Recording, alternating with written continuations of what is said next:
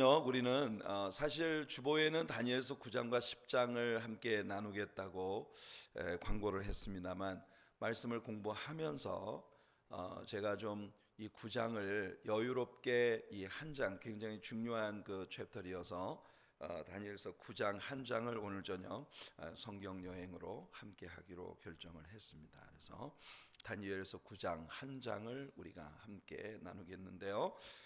다니엘서 9장은 지난 주일 아침 설교에서 우리가 함께 나누었던 것처럼 다니엘의 기도를 우리에게 보여주는 그런 장입니다.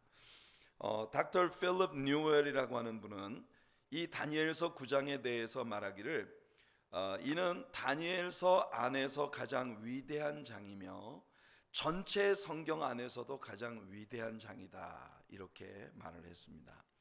이 다니엘서 9장은 기도와 예언이라는 두 가지 주제에 있어서 모두 독보적인 자리를 차지하고 있습니다. 여러분, 지난 주일 아침에도 얘기했습니다만 성경 전체에서 우리 성도들이 기도 교과서로 사용할 수 있는 챕터들이 여러 가지가 있습니다. 대표적인 것이 예수님께서 신약 성경에서 가르쳐 주신 주기도문의 장으로부터 시작을 해서 또 누가복음 18장이라든지 또 우리가 이 사무엘상 2장에 나와 있는 한나의 기도, 그리고 또 모세의 기도, 여호수아의 기도, 바울의 기도, 우리가 이 신구약 성경에서 기도 교과서로 사용할 만한 그런 기도에 관해 우리에게 보여주는 아주 영향력 있는 그런 말씀들이 성경 여기저기에 있습니다만, 아마 성경 전체에서 가장 주목할 만한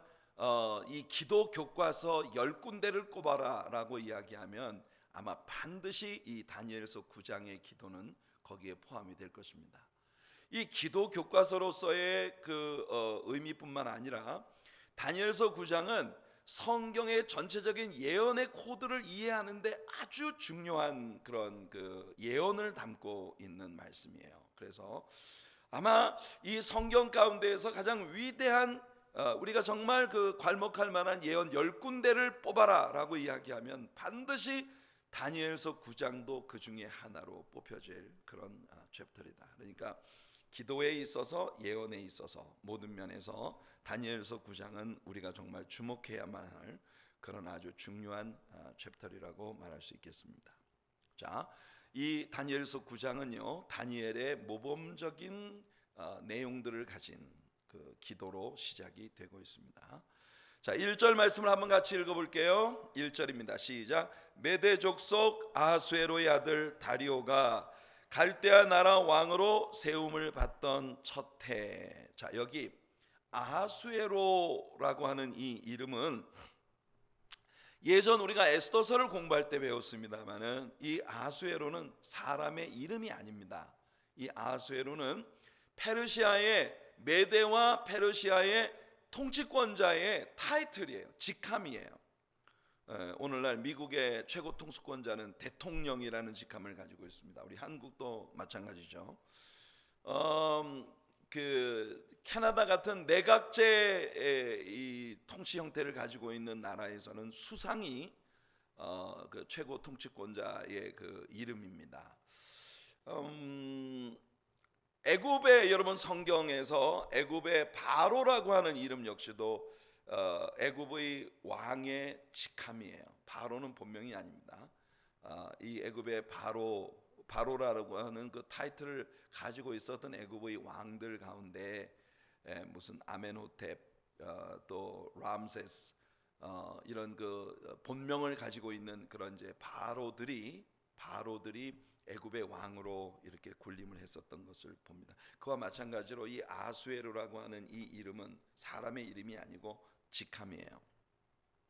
우리 예전에 에스더서를 공부할 때 수산궁에서 페르시아를 치리하던 왕이 아하수에로라는 이름으로 이제 성경에 나와 있습니다만, 그때 그 아하수에로가 바로 저 유명한 크셀크세스라고 하는 그런 왕이었다고 하는 걸 우리가 배운 바 있습니다. 자, 그래서 이 아하수에로는 사람의 이름이 아니고 페르시아 메대와 바사의 통수권자의 직함이었다. 다리오 왕 원년이라면 글쎄요, 우리가 다니엘서 5장에서 이미 배운 대로 벨사살 임금의 바벨론이 메대와 바사 군대에 의해서 파멸된 것이 BC 539년 겨울이라고 하는 걸, 가을, 539년 가을, 그 밤의 여신의 축제 기간 중에 성전에서 느부갓네살이 빼앗아 가지고 온 예루살렘 성전의 금은 기명들을 가지고 술을 마시며 파티를 열고 흥청망청 술에 취해 있던 이 벨사살 임금이 하나님께 죽임을 당하고, 그날 밤에 메대와 바사 연합 군대에 의해서 바벨론이 정복을 당한 사건에 대해 우리가 배웠습니다. 이것이 BC 539년 가을이었는데요. 다리오 왕의 그 왕으로 군림한 원년이라고 한다면 그것이 539년일 수도 있겠고, 아니면 그 이듬해 봄을 한 해의 새로운 시작이 되어지는 그 해로 538년 봄을 일컫는 것일 수도 있겠습니다. 정확지 않지만 BC 539년이거나 혹은 그 이듬해인 BC 538년 봄일 수도 있겠는데요. 그렇다면 훗날 아닥사스다 왕으로부터 예루살렘 성벽을 중수하도록 명령이 내려진 BC 445년, 이때로부터 약 94년 전, 그러니까 100년이나 가까운 그 전에 일어난 사건입니다. 다니엘은 지금 하나님께 이 응답을 받은 때로부터 100년여 후에 일어날 일에 대한 예언을 하나님께 받아서 이 다니엘서 9장 안에서 예언을 주고 있는 것이에요. 우리가 이어지는 말씀들을 공부하면서 그 내용이 무엇인지를 같이 배워나가 보도록 하겠습니다. 자, 다음 절 2절은 우리에게 지난주일 아침에 배웠던 다니엘의 기도의 모티브, 기도의 동기에 대해 아주 아름다운 소스를 우리에게 제공해 주고 있습니다. 2절 한번 읽어볼게요. 2절 시작. 곧 그 통치 원년에 나 다니엘이 책을 통해 여호와께서 말씀으로 선지자 예레미야에게 알려주신 그 연수를 깨달았나니 곧 예루살렘의 황폐함이 70년 만에 그치리라 하신 것이니라. 보세요, 제가 지난주일 아침에 다니엘의 기도는 바로 성경 말씀을 열심히 공부한 그 말씀의 지식이 동기가 되어서 하나님 앞에 기도로 나아간 그런 기도였다라고 하는 걸 여러분들에게 말씀을 드렸습니다. 다니엘은 구약 성경의 말씀들을 아주 열심히 공부하던 소위 바이블 스튜던트였어요. 그는 여기 9장에 나타난 기도에서 모세 오경에 대한 풍부한 지식과 이사야 선지자의 예언과 예레미야 선지자의 예언에 아주 능통한 그의 성경 지식의 깊이를 그의 기도 가운데 드러내고 있습니다. 우리가 이미 공부한 예레미야의 글을 다니엘도 열심히 공부를 했던 거예요. 다니엘 같은 훌륭한 하나님의 종이 공부했던 그 책을 저와 여러분도 지금 공부하고 있다는 것이 얼마나 감사한 일입니까? 예레미야 선지자의 책에서 다니엘은 바로 유다의 바벨론 포로 생활이 70년으로 제한되어 있다는 걸 지금 공부를 했다는 거예요. 이 기도 내내 다니엘은 모세오경, 특히 레위기와 신명기에서 이스라엘 민족의 포로 생활에 대한 하나님의 경고와 예언을 언급하고 있습니다. 그러므로 다니엘의 기도는 우리에게 성경 말씀의 깊은 지식과 성경의 언약들을 붙들고 하나님께로 나아가는 기도의 모범을 제공해 주는 그런 기도라고 말할 수 있겠습니다. 다니엘은 이 70년에 대한 하나님의 약속을 붙들고 기도했는데요, 하나님은 가브리엘 천사를 보내셔서 다니엘에게 또다시 70일에 대한 비밀을 보여주십니다. 하나님의 계획과 말씀 속에서 우리는 이런 부분들을 참 많이 발견해요. 숫자적인 연관성, 하나님이 약속하신 70년이 거의 다 차갈 무렵 다니엘은 말씀을 붙들고 기도했습니다. BC 606년 혹은 607년에 다니엘이 1차 포로로 바벨론의 포로로 잡혀왔습니다. 그리고 이 예언을 받은 것이 BC 539년 혹은 538년이라고 한다면 몇 년이 지난 겁니까? 606년부터 539년, 계산하기에 따라서 약 67년에서 69년 정도 지난 것으로 우리가 계산할 수 있겠습니다. 분명 다니엘이 10대의 어린 나이에 바벨론으로 끌려온 소년들 속에 있었다면 분명 지금 다니엘의 나이는 85세에서 90세를 바라보는 그런 80대 후반에 90대가 가까워지고 있는 그런 어간의 나이였다고 우리는 계산할 수 있겠습니다. 자, 이제 다니엘의 기도를 집중적으로 살펴보죠. 다니엘의 기도는 오늘날 우리들의 기도와 상당히 다른 구조를 가지고 있는 것을 봅니다. 3절 4절을 한번 읽어볼게요.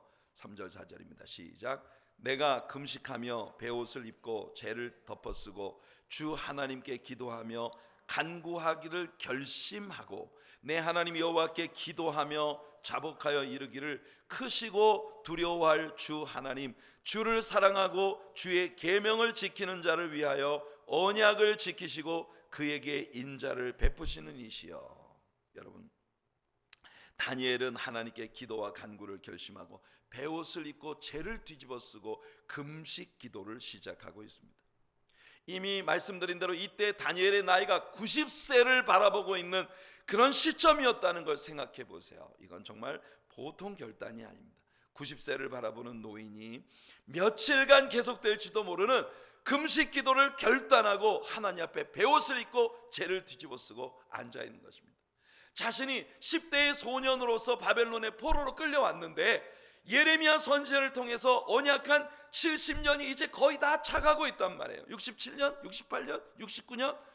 지금 이제 하나님의 언약하신 70년이 2, 3년 정도밖에는 남지 않았는데, 그런데 이스라엘의 회복이 전혀 기미조차 보이지 않는다는 거예요.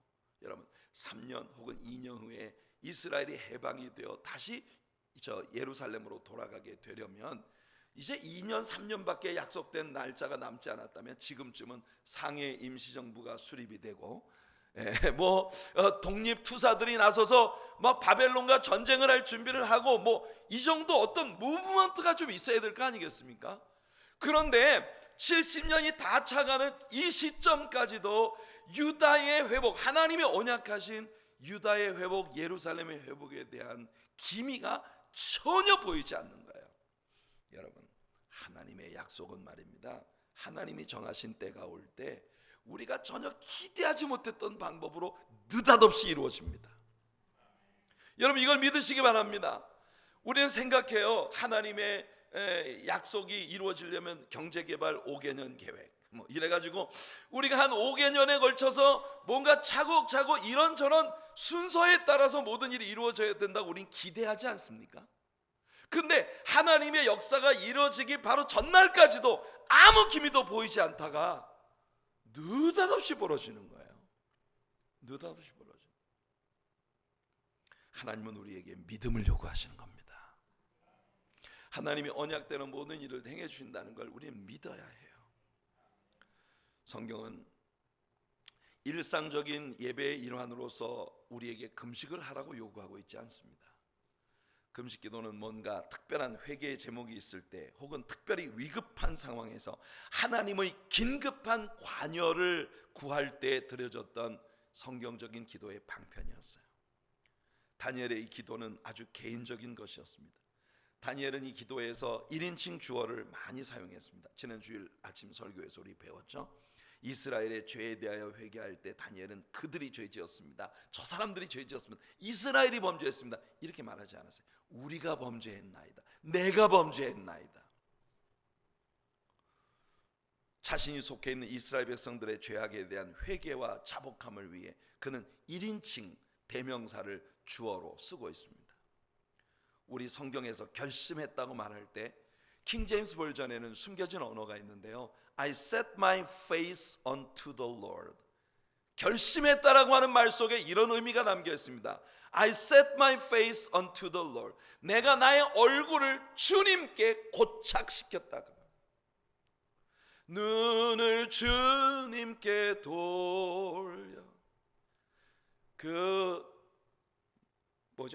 영광의 얼굴 보라, 주의 은혜와 영광의 빛 앞에 세상 근심은 사라지리. 이런 찬양도 부른 지가 하도 오래돼서 가사가 가물가물해요. 우리의 눈을 주님께 고착시키는 것. Turn your eyes upon Jesus. 우리가 주님을 향하여 우리 얼굴을 고정시키는 다니엘의 기도의 시작은 그렇게 묘사되고 있습니다. 성도 여러분, 하나님을 바라보기로 뜻을 정하는 저와 여러분들이 되기를 예수님 이름으로 축복해 드립니다. 세상 바라보면 근심 걱정뿐이고 벌어지는 일들 보면 나 자신의 왜소함과 부족함만 처절하게 드러납니다. 그러니 우리는 언약을 지키시는 하나님, 신실하게 일하시는 하나님, 지금 아무런 기미도 보이지 않아도 내일 아침에 역사하실 수 있는 그 하나님을 믿음으로 바라보는 저와 여러분들이 되기를 예수님 이름으로 축복해 드립니다. 그리고 지난 주일에 이야기한 것처럼 다니엘의 기도는 찬양으로 꽉 들어찬 기도였어요. 언약을 지키시는 하나님, 신실하신 하나님, 그 계명들을 지키는 자들에게 언약하시고 그 언약을 지켜주시는 성실하신 하나님, 하나님은 약속을 지키시는 하나님이라고. 다니엘은요, 그의 기도 가운데에서 끊임없이 하나님의 인자, 하나님의 긍휼, 여러분, 하나님은 인자와 긍휼이 크신 하나님이세요. 예레미야 애가에서 예레미야는 우리 하나님을 이렇게 찬양했습니다. 여호와의 인자와 긍휼이 무궁하심으로 우리가 진멸되지 아니함이니이다. 이것들이 아침마다 새로우니 주의 성실하심이 크시도소이다.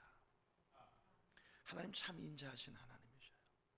하나님 우리를 참 긍휼히 여겨주시는 자비와 아량이 많으신 하나님이십니다. 여기 다니엘의 기도에서 우리는 다니엘이 계속해서 하나님의 의로우심과 선하심, 그리고 이스라엘 백성들의 죄악됨을 대조시키고 있다는 걸 봅니다.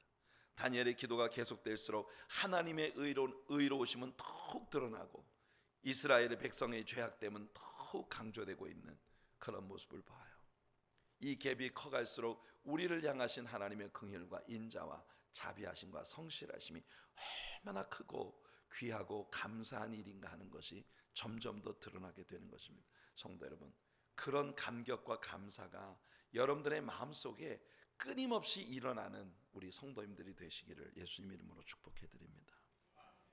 다니엘은 하나님 앞에서 실로 정직했고 또 자신과 동일시하고 있는 이스라엘 백성들의 죄에 대해서 고백하는 일에 주저함이 없었습니다. 15절부터 18절까지 말씀을 한번 읽어보겠습니다. 시작.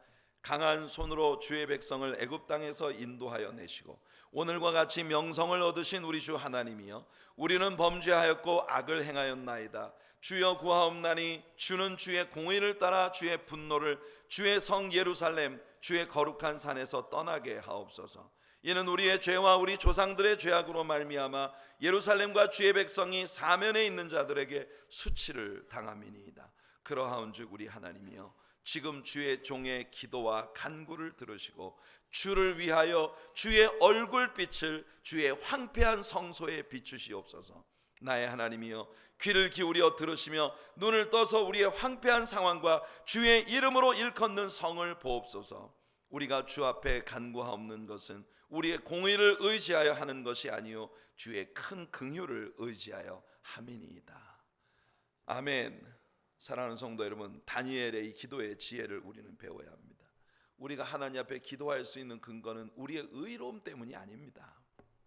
여러분, 우리가 어떤 착한 일도 어떤 이쁜 짓도 하나님 앞에 해본 적이 없을 때, 아니 그보다 더 심각하게 우리가 그의 원수 되었을 때 하나님은 벌써 그의 아들을 우리를 대신하여 십자가에 필려 죽게 하신 화목제물로 내어 주심으로 우리를 향하신 하나님의 사랑을 확증해 주신 분입니다.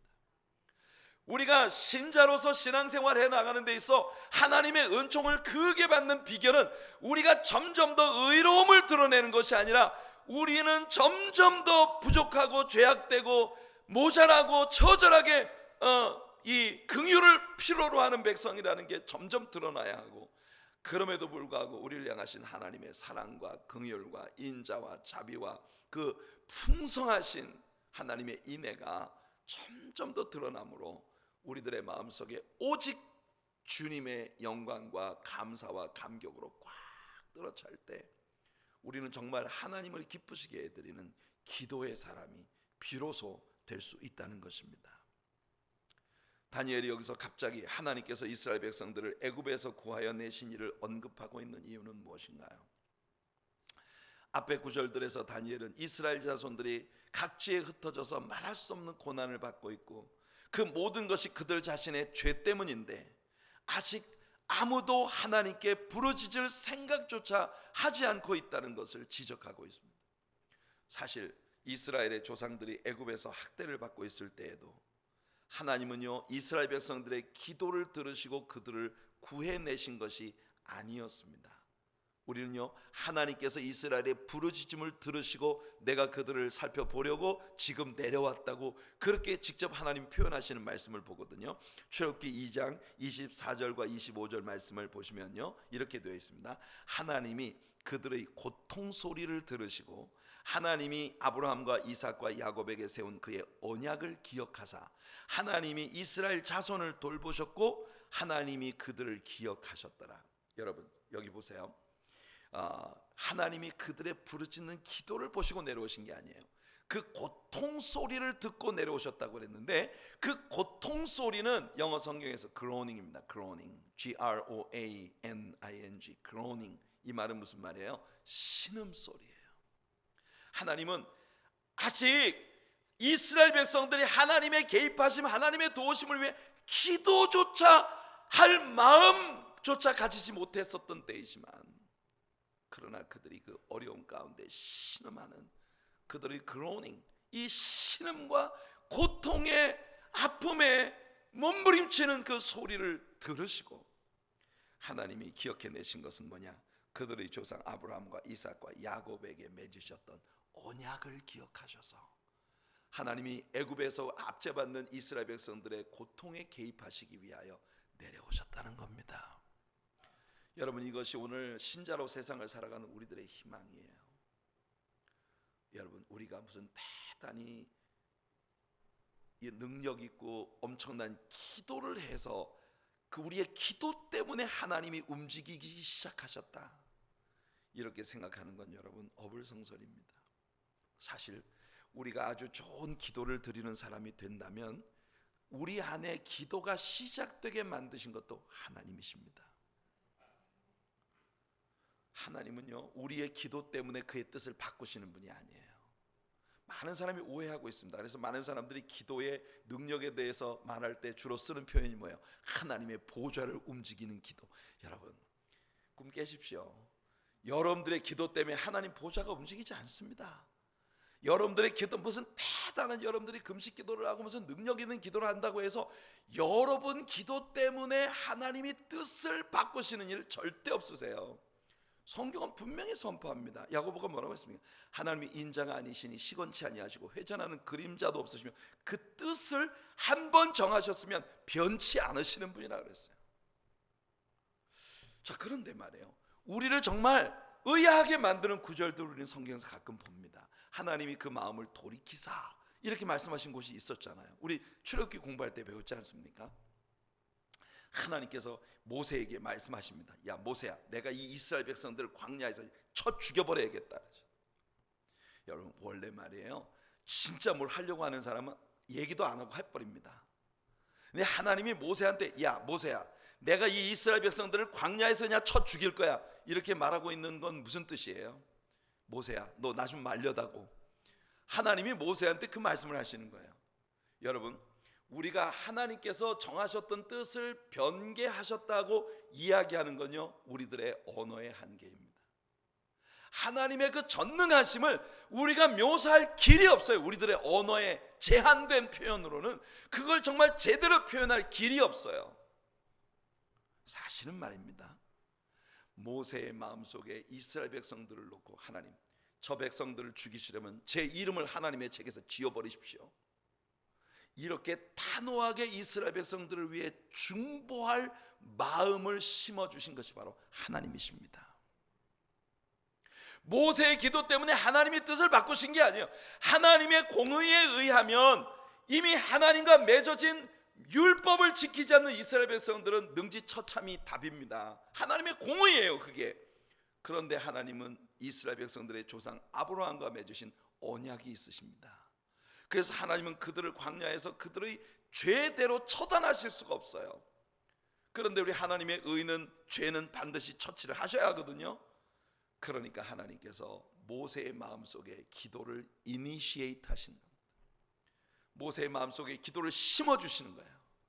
그래서 모세로 하여금 하나님 앞에 이스라엘 백성들을 자기의 영원한 생명을 두고 중보할 때 우리 하나님께서 하나님의 공의는 이스라엘을 죽이는 거지만 모세가 하나님 앞에 올려드리는 그 중보의 기도에 담긴 뜨거운 열정과 사랑을 받으시고 하나님께서 그 사랑과 긍휼로 그들에게 떨어져야만 되는 하나님의 공의의 심판을 멈추셨다는 거예요.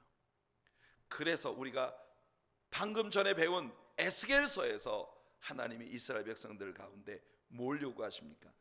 제발 누구라도 무너진 성벽을 가로막고 서서 내게 중보하여 이 이스라엘 백성들을 향한, 이 도시를 향한 나의 분노를 멈추어 줄 자가 있었으면 좋겠다고 하나님 말씀하시는 겁니다. 그게 중보 기도예요. 여러분들이 뭔가 아름다운 기도를 하나님께 드리는 그런 분들이라면 여러분이 아름다워서가 아닙니다. 하나님께서 성령으로 여러분의 마음속에 그 기도할 마음을 심어 주셨기 때문이에요. 하나님은 우리의 기도 때문에, 우리의 기도가 대단해서 우리의 기도 때문에 하나님의 뜻을 바꾸시는 분이 아닙니다. 처음부터 하나님이 은혜를 베풀려고 하셨던 거예요.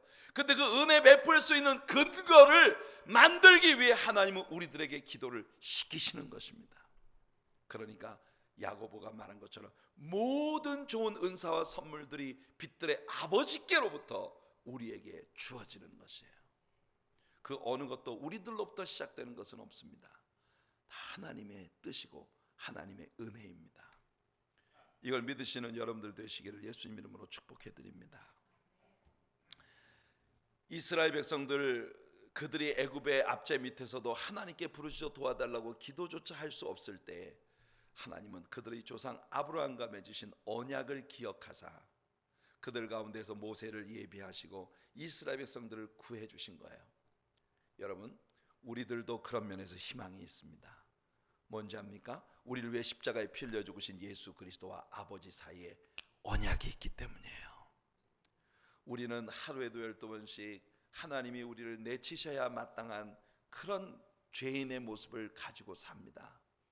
그러나 십자가 위에서 예수님과 아버지 사이에 맺어진 언약이 우리가 죄인임에도 불구하고 부족함에도 불구하고 하나님 앞에 나와 엎드릴 때 이미 2000년 전에 우리를 위해 십자가에 피 흘려 핏값으로 지불하신 하나님의 구속의 은총을 우리들에게 입혀주시는 거예요. 로마서 3장 26절에서 바울이 말합니다. 곧 이때에 자기의 의로우심을 나타내사 자기도 의로우시며 또한 예수 믿는 자를 의롭다 하려 하심이라. 이것이 하나님의 은혜예요. 하나님도 하나님의 의도 드러나면서 예수 믿는 우리들을, 오직 예수를 믿는다는 그것 때문에 우리를 의롭다고 여겨주시는 그 사랑. 사실 다니엘의 기도의 진가는 여기에서 발휘됩니다. 그가 자기 의나 백성들의 어떤 가치를 내세워 하나님을 설득하려 드는 그런 무모한 자가 아니었습니다. 오직 주 자신의 영광을 위하여 그리하옵소서. 주 자신의 영광을 위하여 주의 얼굴을 주의 성소를 향해 비추어 주시옵소서. 주 자신의 영광을 위하여 앞장서 가시옵소서.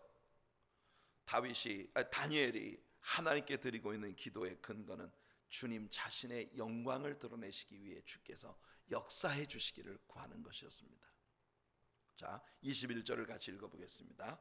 자, 이제 다니엘의 기도에 대한 응답으로 들어갑니다. 21절 시작. 곧 내가 기도할 때에 이전에 환상 중에 본 그 사람 가브리엘이 빨리 날아서 저녁 제사를 드릴 때 즈음에 내게 이르더니.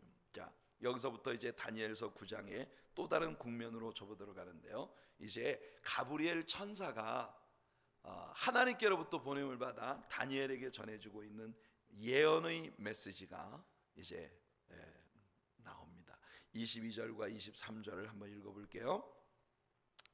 시작. 내게 가르치며 내게 말하여 이르되 다니엘아, 내가 이제 내게 지혜와 총명을 주려고 왔느니라. 곧 내가 기도를 시작할 즈음에 명령이 내렸으므로 이제 내게 알리러 왔느니라. 너는 크게 은총을 입은 자라. 그런즉 너는 이 일을 생각하고 그 환상을 깨달을지라. 여러분, 닥터 게블라인이라고 하는 분이 히브리어로 그러니까 히브리어 원어 성경에서 다니엘의 기도를 읽는데 3분이 걸렸다, 이렇게. 그리고 말하기를 하나님의 응답은 실로 눈 깜짝할 사이에 왔다는 거예요. 다니엘이 이 기도를 드리는데 약 3분의 시간이 걸렸다고 가정할 때, 다니엘의 기도를 시작할 즈음에 가브리엘에게 명령이 떨어졌어요. 가브리엘이 하나님께로부터 다니엘에게 오는 시간은 3분도 안 걸렸다는 겁니다. 만일 다니엘이 이 기도를 드리는 동안 눈을 감고 있었다면, 그가 기도를 마치고 눈을 떴을 때 벌써 가브리엘이 눈앞에 떡 와 있었는 거예요. 하나님의 응답이 얼마나 빨리 왔는지 보십시오. 이사야 선지자는 하나님의 약속을 우리에게 이렇게 전합니다. 이사야 65장 24절. 전 이 말씀이 너무 좋아요. 같이 한번 큰 소리로 읽어볼까요? 시작. 그들이 부르기 전에 내가 응답하겠고 그들이 말을 마치기 전에 내가 들을 것이며. 할렐루야. 실로 하나님은 이사야 선지자를 통해 주셨던 모든 예언의 말씀을 이스라엘 백성들에게 완전히 현실화시켜 주셨어요. 너희가 물 가운데를 지나갈 때 내가 너희들과 함께 있겠고 물이 너를 침몰치 못할 것이라.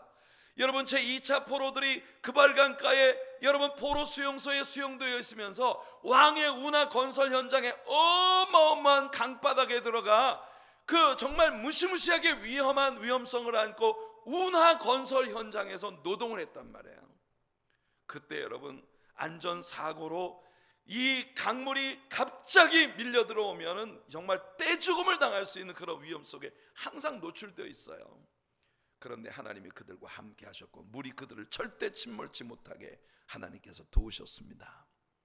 사드락과 메삭과 아벳느고가 평소보다도 7배나 뜨겁게 타오르는 극렬히 타는 풀무 가운데 던져졌을 때 하나님이 그들과 함께 계셨고 불이 그들을 사르지 못했어요. 타는 냄새조차 나, 머리카락 한 올도 타지 않았다고 성경이 우리들에게 전해주는 걸 봅니다. 이사야 선지자를 통해 주셨던 모든 언약은 그대로 성취되었어요. 그들이 부르기 전에 내가 응답하겠고 그들이 말을 마치기 전에 내가 들을 것이며, 이것이 기도에 대한 우리 하나님의 약속입니다. 그러니 사랑하는 성도 여러분, 아무것도 염려하지 말고 모든 일에 기도와 간구로 너희 쓸 것을 감사함으로 하나님께 아뢰라. 그리하면 모든 지각에 뛰어나신 하나님이 평강으로 여러분들을 채워주실 것이라고 약속하고 있습니다. 다니엘은 크게 은총을 입은 자라고 불리워졌어요. 우리들도 마찬가지입니다. 왜냐하면 우리는 예수 그리스도 안에 있기 때문이에요. 우리 하나님이 우리를 보실 때에는 우리가 예수 그리스도 안에 숨어 있기 때문에, 사실은 하나님이 우리를 보실 때 우리가 숨어 있는 예수 그리스도의 모습으로 우리를 보는 거예요.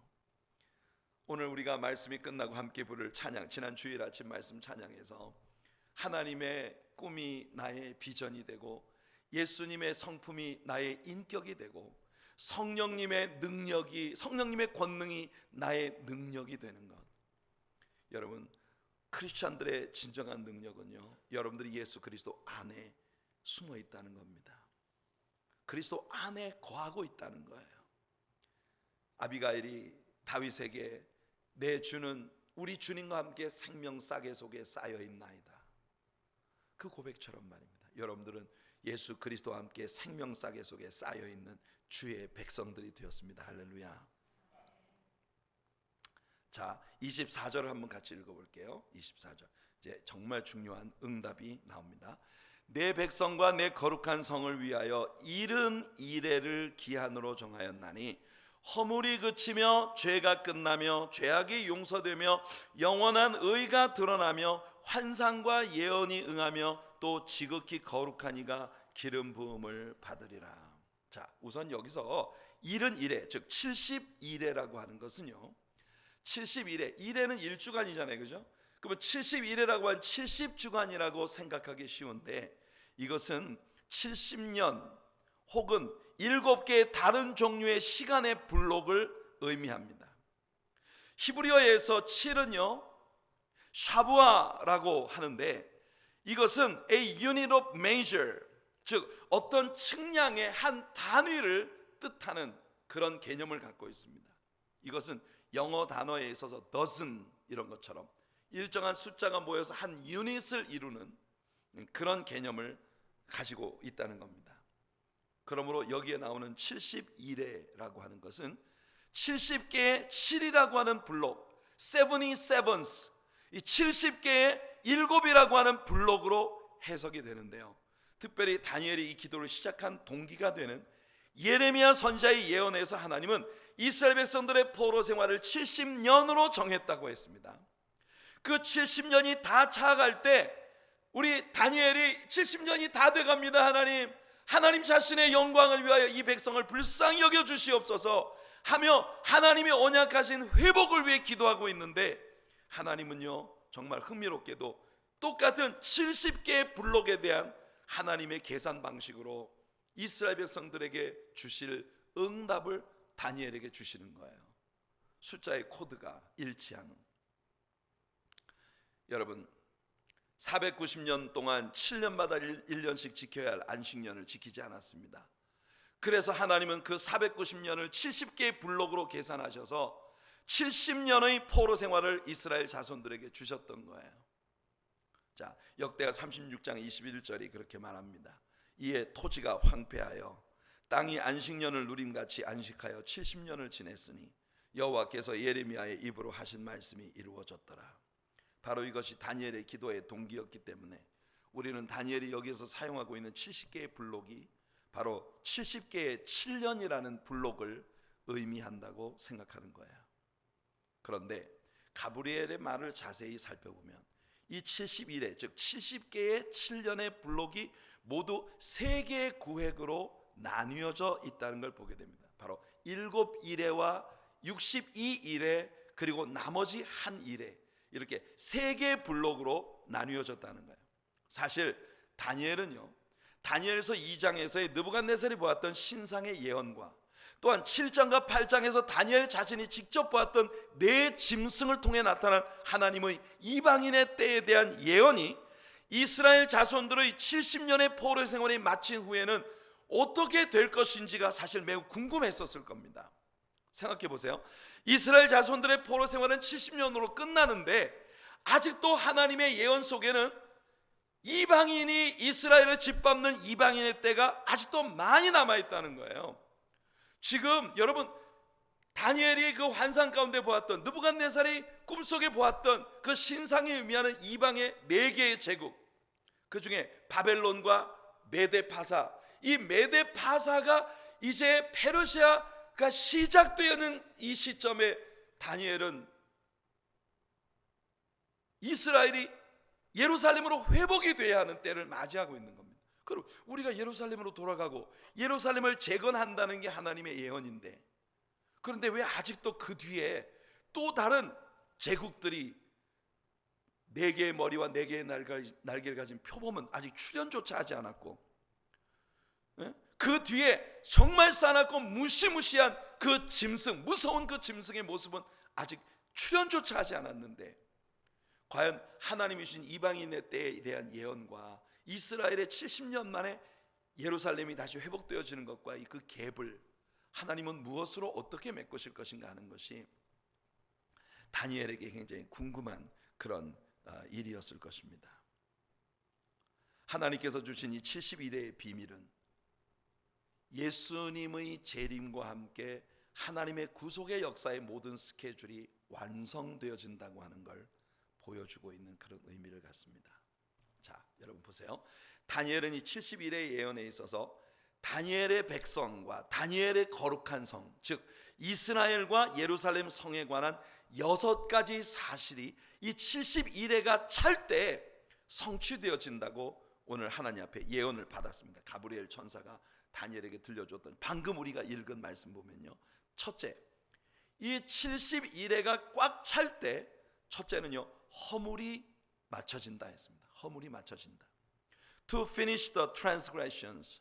이것은 바로 이스라엘의 허물을 말합니다. 십자가는 죄를 구속하기 위해서 주어졌어요. 오늘날 이 복음은 세계 끝까지 전해지고 있습니다. 마지막 이레에 가서 어떤 일이 일어날지 스가랴 선지자가 예언합니다. 다윗의 집과 예루살렘 거민에게 은총과 간구하는 심령을 부어주셔서 그들이 그 찌른 바 예수님을 바라보며 애통하게 하시는 날이 올 것이라고 스가랴 선지자가 예언했어요. 그날에 죄와 더러움을 씻는 샘물이 다윗의 족속과 예루살렘 거민을 위하여 열릴 것이라고 스가랴 12장 10절 13장 1절에서 예언을 주셨습니다. 우리가 오늘날의 이스라엘을 바라볼 때 우리는요, 오늘날의 이스라엘이 아직 이 예언이 이루어지지 않았다는 걸 보고 있습니다. 이게 언제 이루어지느냐? 예수님이 지상에 재림하실 때 비로소 이스라엘 사람들에게 하나님의 성령이 부음받아 그들의 메시아를 알아보고 스가랴가 예언한 것처럼 애통하면서 그들을 위해 죽으신 예수님을 맞이하게 된다고 예언되어 있는 것입니다. 이 70일회가 맞춰질 때 둘째로 가브리엘은 죄가 끝난다고 했습니다. To make an end of sins. 이스라엘 민족의 죄는 예수 그리스도의 재림의 때에 끝날 거예요. 우리가 이미 배운 대로 허물은 고의적인 범죄요, 죄는 실수로 지은 죄들을 의미합니다. 이스라엘 백성들도 모든 다른 사람들처럼 죄인이고 또한 죄악된 나라입니다. 그들의 죄가 언제 끝나느냐? 예수님의 지상 재림의 때에 완전히 끝난다는 겁니다. 그 다음에 세 번째로 가브리엘은 말하기를 그때는 죄악이 영원히 속해진다고 말합니다. To make reconciliation for iniquity. 이 71회가 진행되는 동안 하나님은 그리스도의 죽음과 부활을 통해 구속을 제공해 주십니다.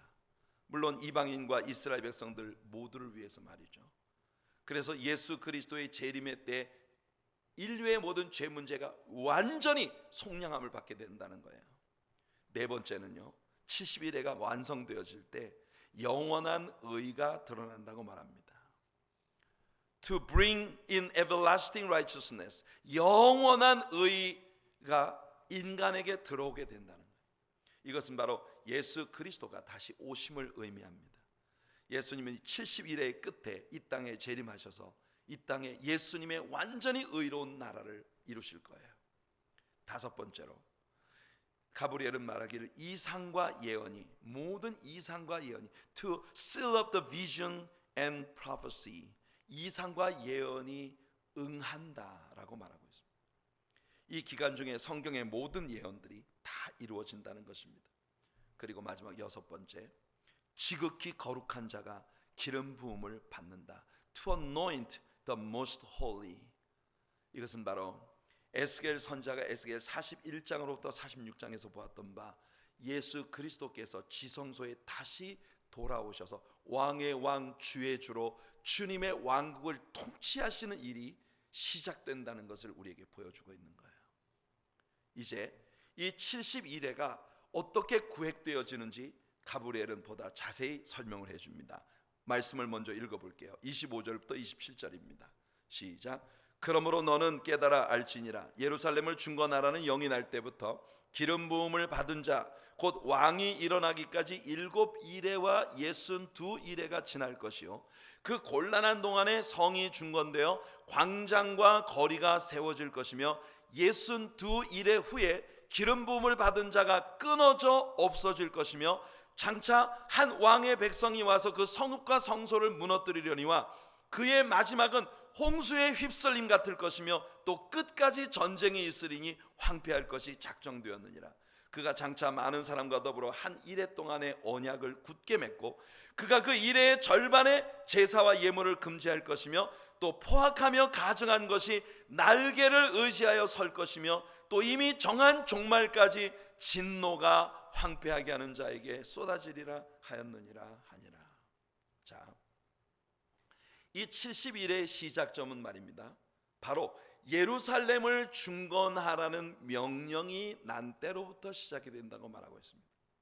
성경 안에서는요, 예루살렘을 중건하라는 명령이 세 가지 명령이 나옵니다. 첫 번째가 에스라 1장 1절로 4절에 고레스의 명령이 있었습니다. 이 페르시아에 억류되어 있는 유대인들은 예루살렘으로 돌아가, 모든 원하는 자들이 예루살렘 돌아가서 성전을 재건하고 하늘의 신 하나님께 왕과 왕자의 안위를 위하여 기도하라 하면서 고레스의 포고령이 났습니다. 그 다음에 두 번째가 에스라 6장 1절로 12절에 나오는 다리오의 명령입니다. 다리오의 명. 예루살렘을 재건하는 일을 방해하는 자는 완전히 그 집에 대들보를 뽑아버리라고 하는 그런 명령이 나죠. 에스라 7장 11절로 26절에 아닥사스다 왕의 통치 7년에 내렸던 영도 있습니다. 그래서 여러분, 과연 이 예루살렘을 중건하라는 명령이 대체 언제 만들어진 명령을 말하는 것이냐 하는 것에 대해서 여러 가지 분분한 의견이 있습니다. 하지만 다니엘에게 말한 가브리엘이 예루살렘을 중건하는 영이라고 규정지은 것을 문자적으로 예루살렘 성전이나 혹은 예배 회복이 아닌 실제 예루살렘 성벽의 재건으로 국한시킨다면 이건 분명 느헤미야 2장 1절로 8절에 나오는 아닥사스다 왕의 명령을 의미하는 것입니다. 이 명령은 아닥사스다 왕 통치 20년 니산월에 내려졌는데요, 이것은 BC 445년의 유대력으로 니산월 혹은 아비볼, 즉 정월달을 일컫는 말입니다. 자, 여러분 이 그림을 보시면요, 예루살렘 중건의 명령으로부터 7일회가 먼저 지나간다 했습니다. 이게 이 71회 가운데 첫 번째 블록이에요. 자, 첫 번째 블록은 예루살렘 중건의 명령으로부터 7일회가, 7일회는 77은 49, 49년을 말합니다.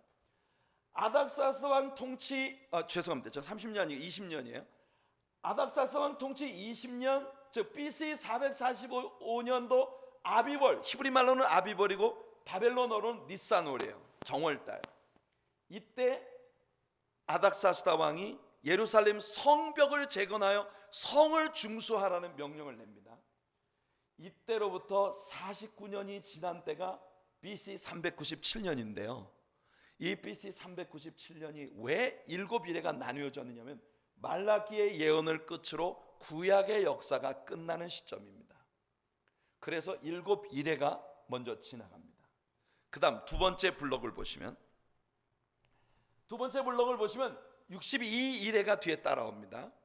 이 62일회라고 하면 62 곱하기 7을 하면 434년이 됩니다.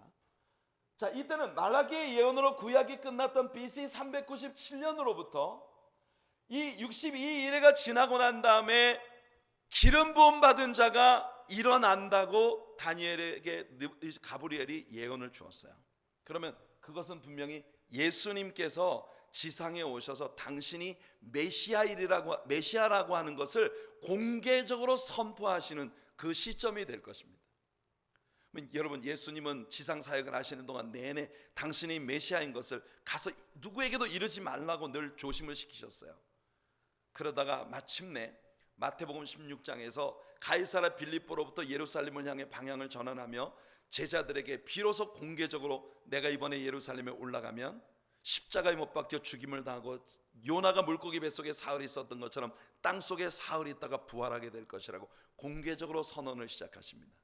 그리고 예수님께서 당신을 찬양하는 군중들의 소리를 멈추지 않고 그대로 내버려 주신 공개적인 부분이 바로 예수님이 예루살렘에 나귀를 타고 입성하시던 그 시점이에요. 자, 흥미로운 부분인데요, 그 다음 슬라이드를 우리 한번 보면 이 7일회는 49년으로 구약이 끝나는 시점이고 그 뒤에 일어나는 62일회가 434년이면 둘을 모두 합하면 483년이 됩니다. Sir Robert Anderson이라고 하는 분이 Coming Prince라고 하는 책을 썼는데 그 책에서 다니엘의 72일의 그 예언을 계산을 했어요. 자, 여러분, 제가 여러분들에게 분명히 말씀드리는 건 우리가 이것이 성경의 완전 정확한 예언의 해석이다라고 말하고 있지는 않습니다. 누구도 그렇게 말할 수 없어요. 하지만 이 계산이 굉장히 리즈너블한 이 다니엘의 예언에 대한 관점을 우리에게 제공해 주고 있기 때문에 이것을 여러분들에게 참고로 보여드리는 겁니다. 자, 아닥사스 왕 통치 20년 니산월로부터 AD 32년 니산월 10일까지를 로버트 앤더슨이 계산을 해보니 이것이 모두 17만 3,880일이 나오더라는 거예요. 유대인들의 종교력의 1년은 360일입니다. 우리 그 태양력의 1년은 365일이지만 이 유대력 종교력의 360일로 17만 3,880일을 나누니까 정확히 483년으로 맞아 떨어지더라는 거예요. 그러면 아닥사스다 왕의 통치 20년 니산월에 예루살렘을 중건하라는 명령이 난 그날로부터 AD 32년 니산월 10일, 여러분 니산월이라고 하는 건 바로 6월절 절기입니다. 예수님이 6월절에 맞추어서 예루살렘에 올라가셨다는 걸 우리가 알고 있죠. 그런데 여러분 만년역에서 계산을 해보면 AD 32년 니산월 10일이 정확히 그 해의 6월절 주일에 예수님이 예루살렘에 입성하신 그 날짜로 볼 수 있다는 거예요. 자, 이미 말씀드린 것처럼 우리가 이것이 만고불변의 정확한 진리다라고 말을 해서는 안 됩니다. 이것은 한 학자가 성경의 예언을 풀기 위해서 우리에게 계산 방식을 제공해 준 것뿐이에요. 예수님이 AD 32년에 죽으셨다면 예수님의 공생애가 33년이니까 그러면 BC 1년에 예수님께서 탄생하신 것으로 우리가 계산이 되겠죠. 역사가들은 BC 4년으로부터 BC 1년 사이에 예수님이 오신 것으로 보통 그렇게 보고 있습니다. 그러니까 로버트 앤더슨의 이 커밍 프린스라고 하는 책에서 이야기하고 있는 71회에 대한 계산 방법은 우리들에게 굉장히 효과적인 그런 다니엘의 예언을 이해하는 것을 제공해 줍니다. 자, 근데 가브리엘이 다니엘에게 주었던 예언 중에 아주 중요한 부분이 있어요. 저 끝에 지금 물려 있어서 여러분 잘 보이시는지 모르겠어요. 한 일에 7년이 있습니다. 그런데 이 483년 즉 69일회가 끝나고 난 다음에 마지막 한 일의 사이에 갭이 있습니다. 그 어간 중에 무슨 일이 벌어지느냐면 다니엘이 우리에게 해석해 주고 있는 건 왕이 오신다는 거예요. 그 말은 곧 예수님의 탄생이 있을 것이라는 거예요. 예수님의 십자가 사건이 있을 거라는 걸 우리에게 보여줍니다. 그가 반드시 그 생명이 끊어질 것이다. 그러니까 죽임을 당한다는 것이 분명히 예언되었어요. 가브리엘에 의해서. 예수님 십자가에 죽으셨어요. 그 다음에 한 왕의 백성들이 온 땅에 일어난다. 이건 뭐냐면 적그리스도가 일어나서 온 세계를 단일 정부로 통치하는 그런 일들이 벌어지게 될 것을 이야기해 주고 있는 것입니다. 그러나 그 적그리스도가 온 세상에 아주 득세를 하면서 많은 백성들, 즉 이스라엘 나라와 적그리스도 사이에 7년 동안의 평화 조약이 체결되고 전 3년 반 기간 동안 이 적그리스도의 비호 아래에서 유대인들의 예배가 회복되고 예루살렘 성전이 재건되어지는 그런 일이 벌어질 것을 성경이 우리들에게 보여주고 있는 거예요.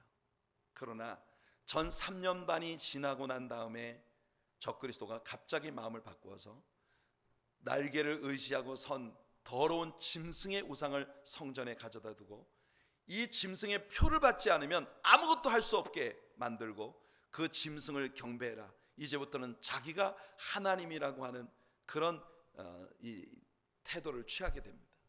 그때로부터 후 3년 반 기간 동안, 그래서 전 3년 반과 후 3년 반 마지막 한 일에는 이 땅에서 7년 대환란이, 다음 슬라이드를 한번 보실까요? 예, 왕이 죽음을 당하시고 그다음에 마지막 한 일에는 7년 대환란 기간이 될 거예요.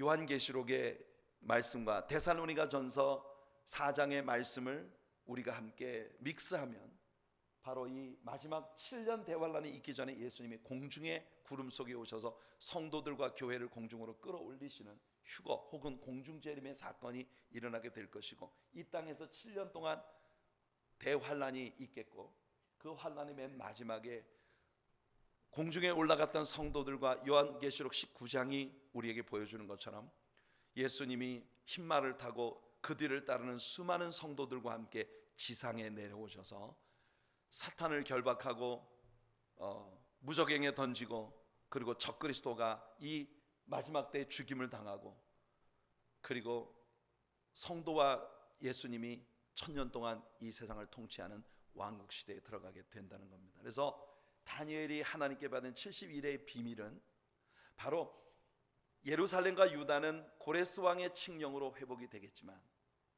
이 예언의 스케줄대로 이방인의 때가 아직 남아있는 그 기간이 이런 스케줄대로 이루어져 간다고 하는 걸 우리에게 보여주고 있습니다. 그렇다면 지금 우리가 살고 있는 시점은 어디입니까? 왕의 죽음 당하심, 즉 예수님의 십자가 사건이 있었고 예수님이 공중 재림하기 전까지 이 기간이 얼마나 되는지를 아무도 알지 못한다는 거예요. 예수님도 그날은 아버지만 아시고 천사도 모르고 아들도 모른다 하셨습니다. 우리는 그 날짜를 셋업하는 건 우리들의 몫이 아니지만 분명한 건 성경의 모든 예언들이 완전히 낱낱이 이루어지고 이제는 정말 몇 조각의 퍼즐만 집어넣으면 모든 예언이 완성되어지는 그런 시점에 우리가 살아가고 있기 때문에 우리는 예수님의 재림이 아주 가까운 때에 살고 있는 신자들이라는 게 분명하다는 거예요. 사랑하는 성도 여러분, 우리는 오늘 이 다니엘의 예언의 말씀을 이해하면서 두 가지를 우리가 생각하기 원합니다. 이제 진실로 예수님이 다시 오실 날이 너무 가까이 다가왔다는 게 온 세상에 되어지는 모든 일들을 볼 때 너무나 명확합니다.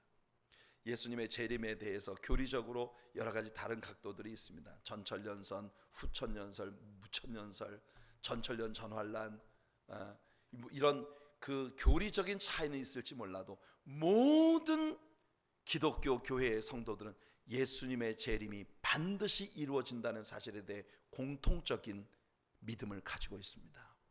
성도 여러분, 예수님 다시 오십니다. 그리고 우리는 아주 예수님이 그 허쉘 포드가 말한 것처럼 예수님이 구름 타고 오시는 거친 숨소리를 들을 수 있는 세대에 우리가 살아가고 있다. 그래서 우리는 언제나 우리들의 믿음 위에 정신을 차리고 깨어 있어야 한다는 겁니다. 또 한 가지, 다니엘의 기도를 우리가 생각해 봅시다.